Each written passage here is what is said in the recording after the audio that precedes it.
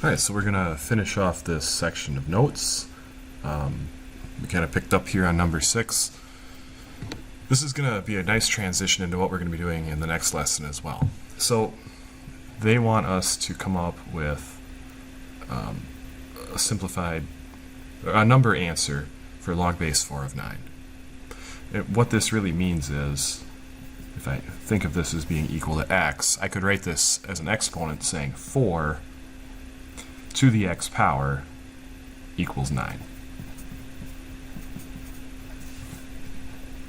So just kind of plugging in numbers, I know that 1 is not going to be big enough because 4 to the 1 is too small. That's only 4. Whereas 4 to the second is too big because that would be 16. So 4 to the 1 is less than 9, 4 to the second is more than 9. The true value of x here is going to be somewhere in between 1 and 2. So if I want to find the answer more precisely, what I can do is, again, it's tough to isolate an exponent when it's tough to isolate a variable when it's up in the exponent. So what I'm going to do is I'm going to apply natural log to both sides. And the reason I'm going to use natural log is because my calculator has a natural log button.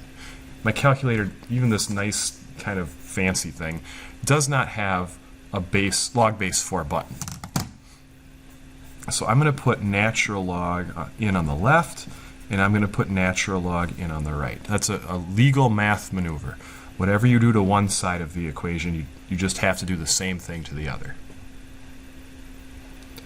And the reason I'm doing this is because there's a log property that says if you have a log in front of an exponent, you can then bring that exponent down as a coefficient. So now my exponent will be down on the ground. I'll have x ln 4 equals ln of 9. And I can isolate the x now by dividing away the ln of 4 from both sides.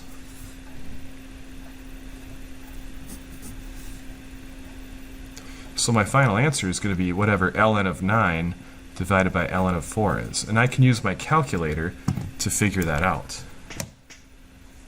ln of 9, I'm going to close off the parenthesis, divided by ln of 4. Gives me, if I round it to the nearest thousandth, I get 1.585.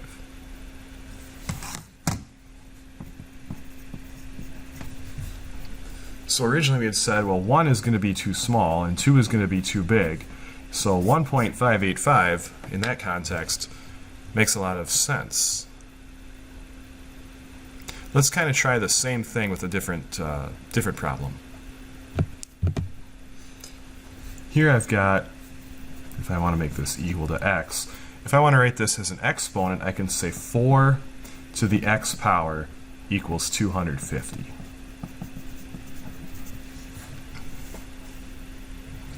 So, you know, I can kind of guess and check stuff. I can do 4 to the third. Well, that's way too small, 64.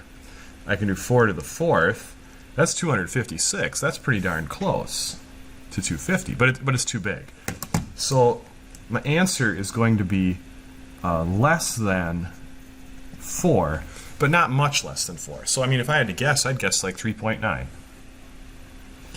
But again, we can find it more precisely by taking this equation and putting natural log, or we could use log log, because your calculator has an log button as well. Honestly, I use ln because it's one less letter to write than log. I can bring this down as I can bring the exponent down as a coefficient.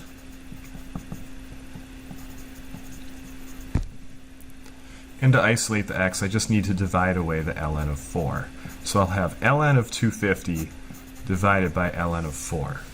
So we're looking for a number that's probably just a little bit less than 4. Let's see what happens if we punch that in. Ln of 250 divided by ln of 4. And sure enough, 3.983 certainly qualifies as just a little bit less than 4. Not coincidentally, if I had used log instead of ln, let's see what would have happened then. I would have done log of 250 divided by log of 4 and gotten the same result. So it really doesn't matter which base you apply to both sides as long as you apply the same base to both sides. And I would recommend using either natural log or log log because your calculator can handle those calculations. Even a little, $5 calculator would handle those calculations. But something consistent happened in both the examples in number 6. In each case, we ended up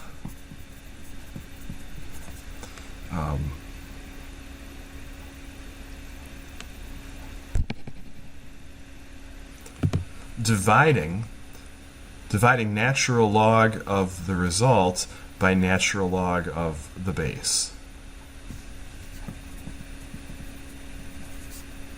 So we took ln of the quantity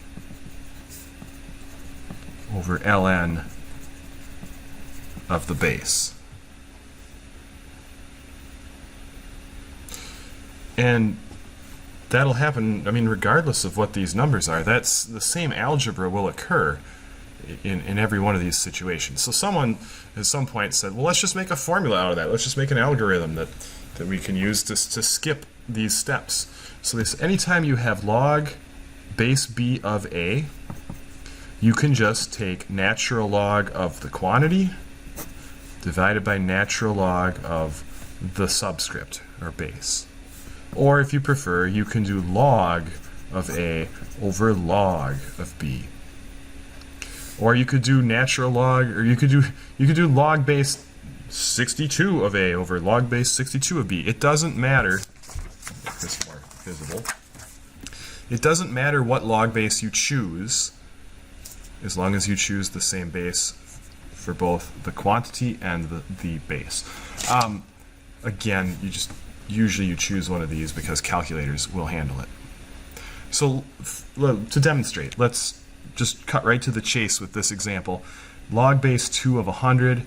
I know that 2 to the 6th would be 64, I think. Yeah. And then 2 to the 7th would be 128. So it's got to be somewhere between 6 and 7 because I want to end up at 100. So I would just take natural log of the quantity divided by natural log of the base. If I punch that in,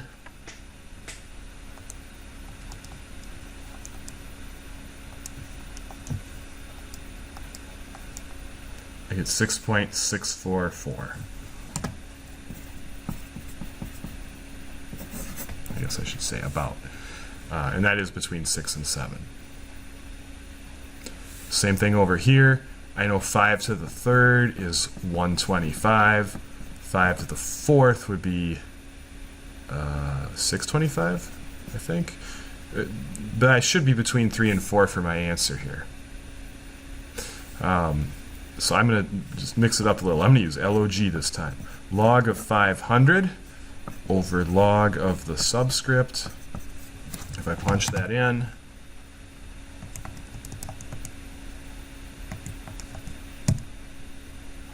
I get 3.861. So the assignment that follows up with this video is, I think, largely just a series of problems like this. A lot of them, they just have you calculate an answer. Some of them, they might have you, kind of click on the process you would use to come up with the answer. But largely, it's just going to be kind of getting used to this very quick algorithm. So go ahead and knock that one out. If you run into trouble, please let me know, and then we will move on with the next lesson after that. Talk to you later.